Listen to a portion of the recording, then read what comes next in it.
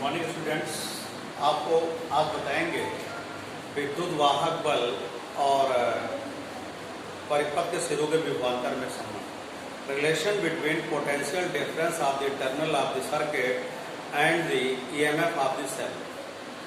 तो देखिएगा, ये इसके इनका पोटेंशियल डिफरेंस आपका V है और ईएमएफ E है, और ये आपके पास इसका इंटरनल रेजिस्टेंस क्या है, स्मॉल r है बेटा। तो देखिएगा, टोटल जो इसका जो एनर्जी होगी वो W इक्वल टू होगा इंटरनल प्लस एक्सटर्नल वर्ग, यानी आंतरिक कार्य और बाह्य कार्य। लेकिन जब सेल से एनर्जी ली जाती है तो उसकी एनर्जी टू टर्म्स से क्या होती है, डाइवर्ट होती है। पहला इंटरनली सेल में करंट फ्लो होती है, उसके बाद एक्सटर्नली सर्किट में फ्लो होती है, यानी सेल के अंदर धारा के प्रवाह में और सेल के बाहर परिपथ में धारा के प्रवाह में। तो देखिए, W इक्वल टू आपको मालूम है E इक्वल टू होता है W अपॉन Q, तो W इक्वल टू होता है EQ। तो यहाँ से आप लिखेंगे EQ इक्वल टू इंटरनल के लिए होगा I स्क्वायर RT और एक्सटर्नल के लिए होगा बेटा W इक्वल टू VQ होगा। अब देखिएगा, यहाँ से EQ Q equal to IT होगा, I स्क्वायर RT और B equal to IR, Q equal to क्या होगा, IT होगा। तो यहाँ से EIT इक्वल टू क्या होगा, IT यहाँ से कॉमन कर लीजिएगा, तो ये आएगा आपके पास B plus IR। IT to IT cancel हो गया बेटा, E equal to B plus क्या हो गया, IR। Question number 1, B equal to हो गया बेटा E माइनस IR। एक क्वेश्चन नंबर 2 हो गया। अब क्या करेंगे, from equation first E equal to B plus IR, E equal to क्या होगा, IR plus small r।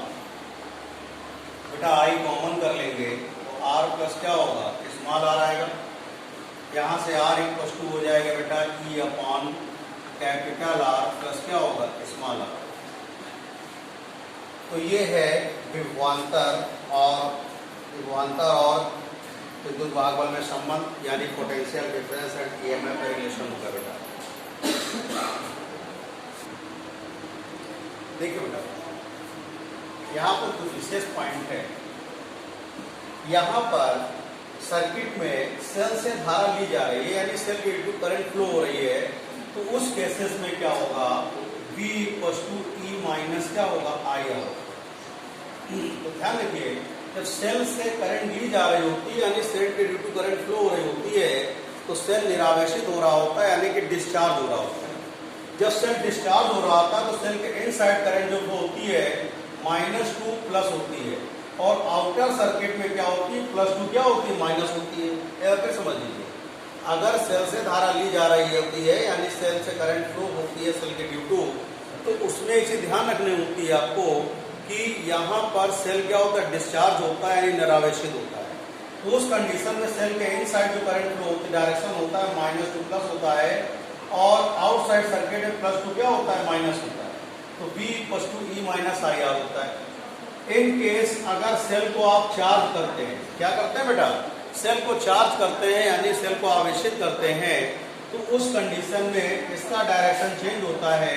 Cell के इनसाइड जो करंट फ्लो होती है +2 माइनस होती है, और आउटर क्या होती है, -2 क्या होती है, प्लस होती है। तो ध्यान दीजिएगा, तो यहाँ से I equal to minus I का यूज करते हैं, आप इसका यूज करते हैं I equal to minus I का, तो V equal to E minus क्या होता है, IR होता है। तो E इंटू माइनस I और R, तो V इक्वल टू होगा E प्लस क्या होगा, IR होगा। तो इस बात का ध्यान रखिए, अगर सेल डिस्चार्ज हो रहा है तो V equal to E minus IR, और सेल अगर आपका चार्ज हो रहा है तो V equal to E plus क्या होगा बेटा, IR होगा। इस बात का ध्यान रखिए।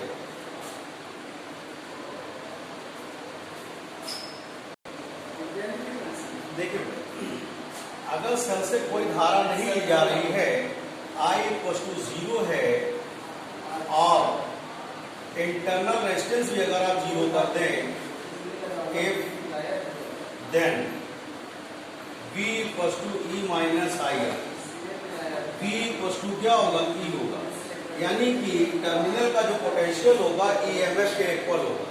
यानी कि यदि सेल से कोई धारा ना ली जा रही हो या सेल का आंतरिक प्रतिरोध शून्य हो, तो उस कंडीशन में क्या होगा बेटा कि फैक्ट्री के सिरे, परिपथ के सिरों का विभवांतर विद्युत वाहक बल के क्या होगा, बराबर होगा। सेकेंड केस में देखिएगा, यदि R बराबर जीरो है, if R equals to zero then V equals to zero, potential zero हो जाएगा, तो उस कंडीशन में क्या होगा, V equals to E minus क्या होता है, I R, zero equals to E minus I R, तो यहाँ से I R equals to E होगा, I equals to E upon क्या होगा, स्मॉल आर।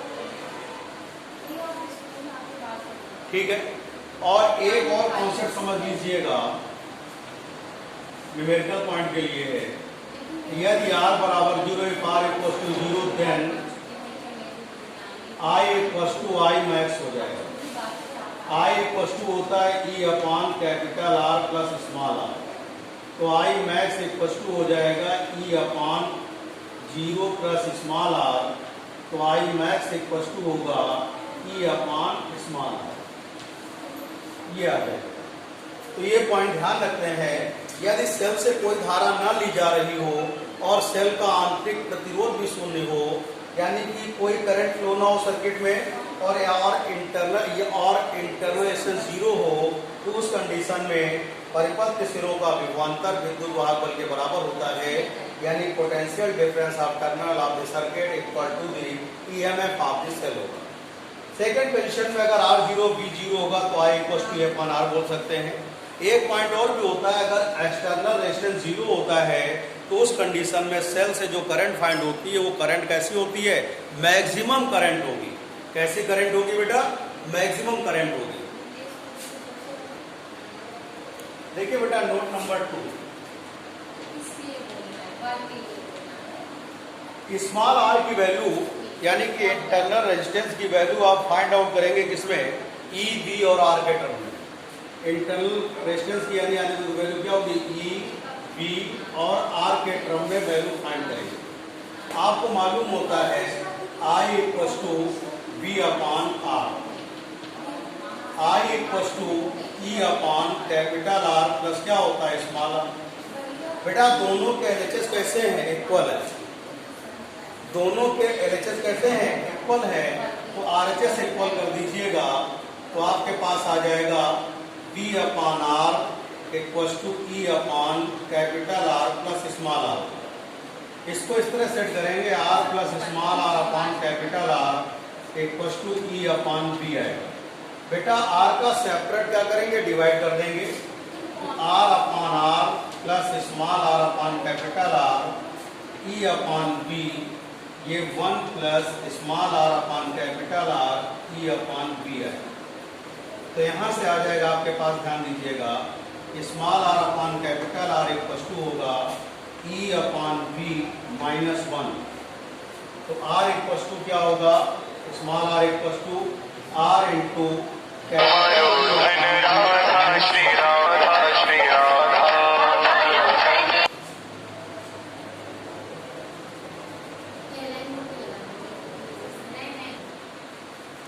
देखिए ये इंटरनल रेजिस्टेंस की वैल्यू E, B और R के टर्म में थी।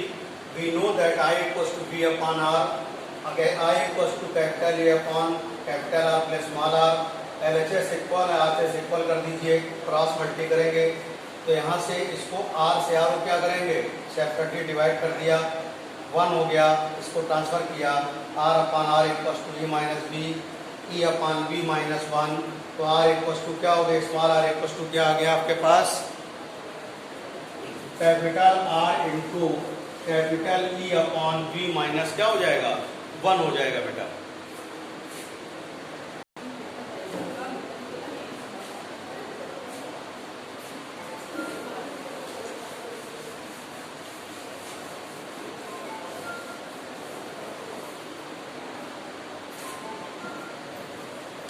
देखिए बेटा इसके एग्जाम्पल न्यूमेरिकल्स कराते हैं कुछ।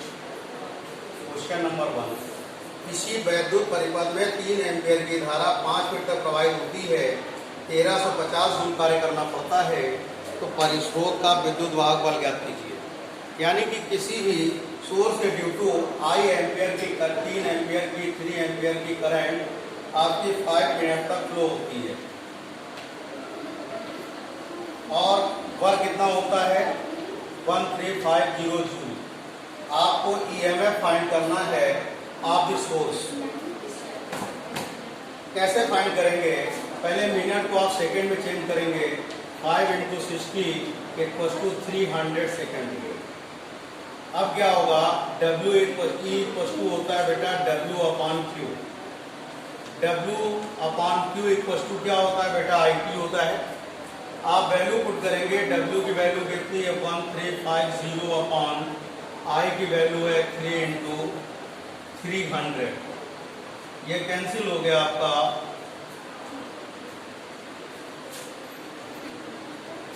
बेटा इसको आप सॉल्व करेंगे। E = होगा 1355/90। तो यह आएगा बेटा आपका 1.5 वोल्ट हो जाएगा। कितना हो जाएगा बेटा? 1.5 वोल्ट आ जाएगा। इसका ईएमएफ आ जाएगा बेटा।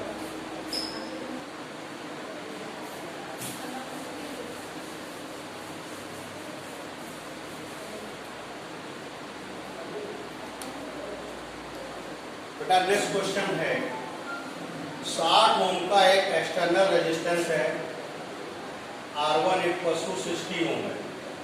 इससे करंट फ्लो हो रही है I1 = 0.3 एम्पियर की करंट फ्लो हो रही है और इसका रेजिस्टेंस अगर आप 30 ओम करते हैं तो करंट हो जाती है आपकी 0.5 एम्पियर होती है।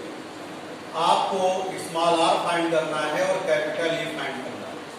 स्मॉल r फाइंड करेंगे और कैपिटल E फाइंड करेंगे।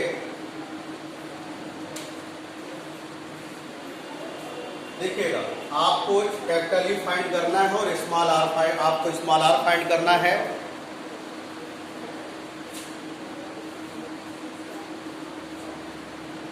बेटा फार्मूला होता है I = E/R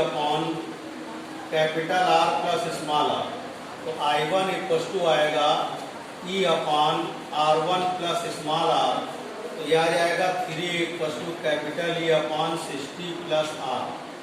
equation number 1। I2 = होगा E/R2 प्लस स्मॉल r। तो आ जाएगा आपके पास कितना हो जाएगा? करंट है 0.5 E की वैल्यू होगी आपके पास कितनी फाइंड करनी है? 30 plus small r। Equation second. Equation first divided by second होगा तो 3/0.5 आएगा 30 plus small r/60 plus small r। ये पॉइंट हटा देंगे, ये कैंसिल हो जाएगा। 6 = 30 plus small r/60 plus small r। यहां से आप सॉल्व करेंगे।